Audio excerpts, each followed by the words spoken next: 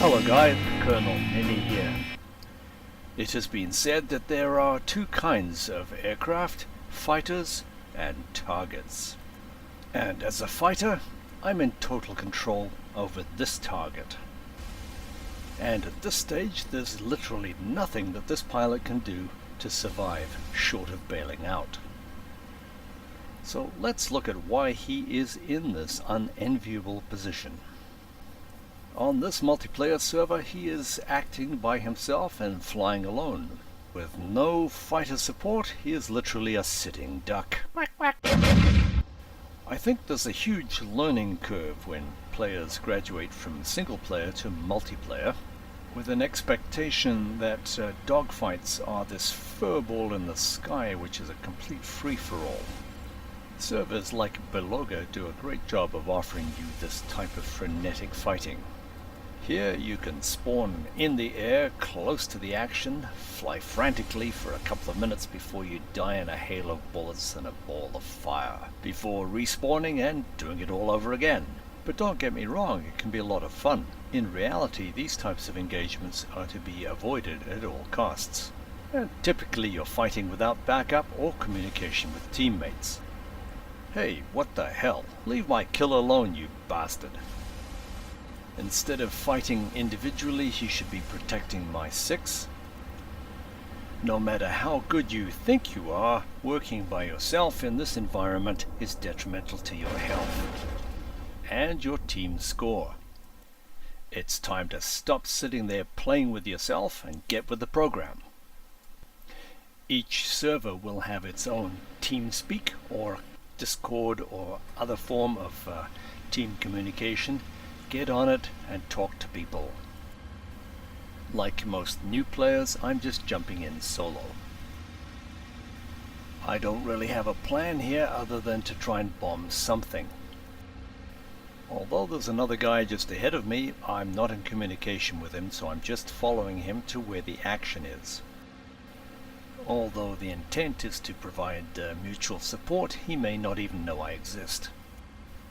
From the map, all the targets for both teams appear to be very close together.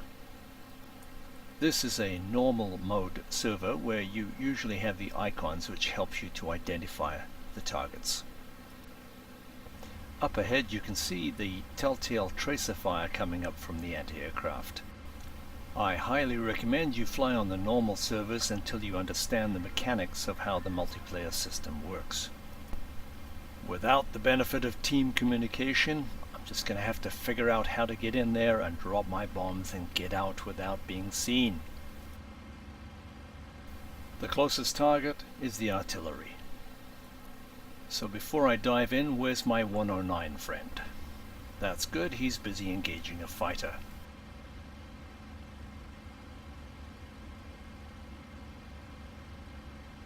So where's my target?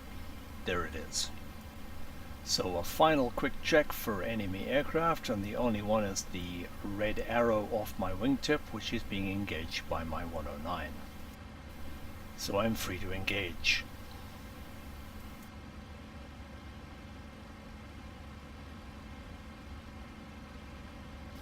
And I'm dropping one 50 kilo bomb on the target.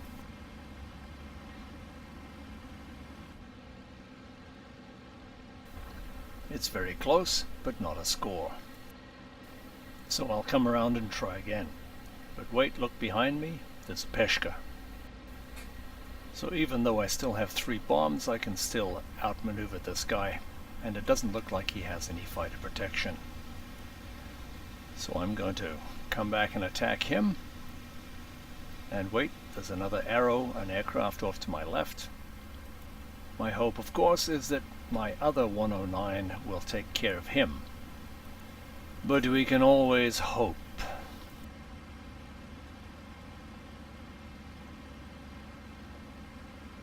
It's looking good for me, but he sees me. Good hits for sure, but who's on my 6?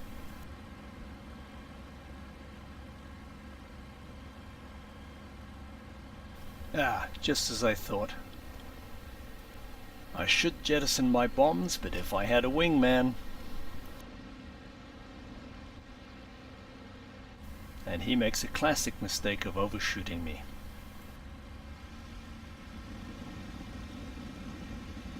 I have a couple of choices. I can jettison my bombs and tangle with the fighter, or I can try and drop my bombs on the target and then come back for him. And without fighter protection, it's very risky.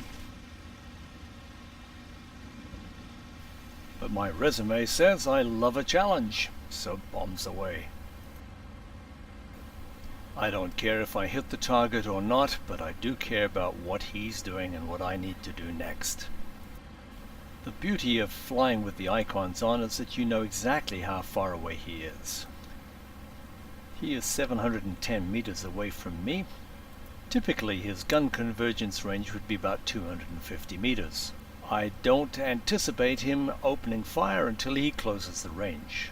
My F4 is low on fuel and therefore very light and extremely maneuverable, so I take a shot at another ground target just to piss him off.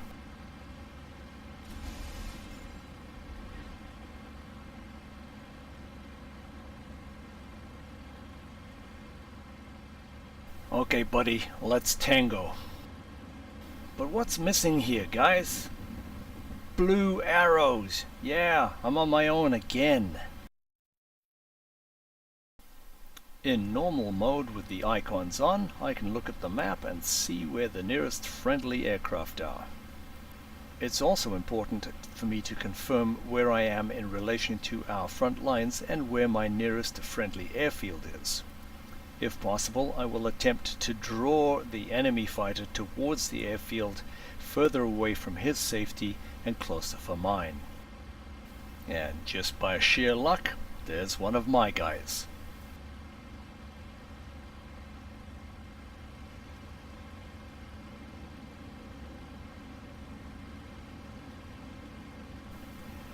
You never want to get into a turning fight. This will allow my wingman to make his attack run while I climb up and gain some energy.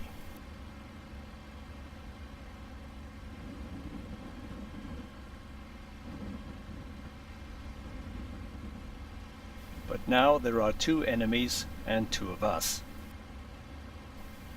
Neither side has a real advantage. So it all comes down to luck, which is not a good way to plan an operation. The guy on my 6 is about to open fire, and unlike my wingman, his wingman is there to support him. As you can see, without close communications with your wingman and team members, it becomes very frustrating and a futile effort. It's even more important when you move to the expert servers where there are no icons and you have no idea who's just killed you. So thanks for watching, guys. I appreciate your support. If you've enjoyed this video, found it helpful, please like it or subscribe. Or if there's another topic you'd like me to cover, please leave a